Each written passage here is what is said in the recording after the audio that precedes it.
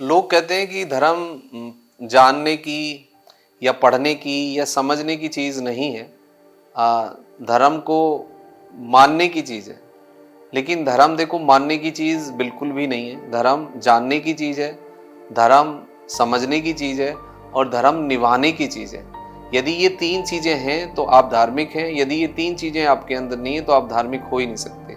क्योंकि जब तक आप समझेंगे नहीं, जब तक आप पढ़ेंगे नहीं, जब तक आप जानेंगे नहीं, तब तक आप निभा भी नहीं सकते।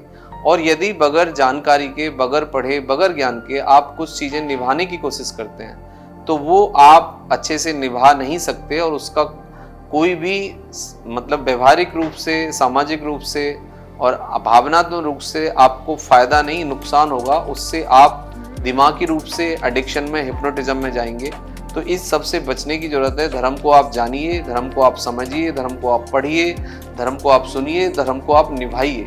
लेकिन धर्म को बिना जाने, बगैर समझे, बगैर सोचे आप मानिए मत, क्योंकि ये मानने की चीज़ है ही नहीं।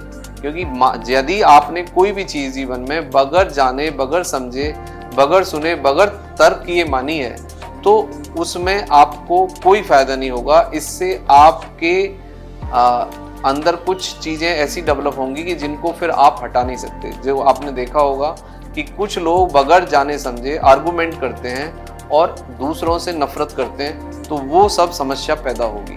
तो आप समझिए, सोचिए, सुनिए, पढ़िए, तर्क करिए, उसके बाद आप ज़रूर मानिए।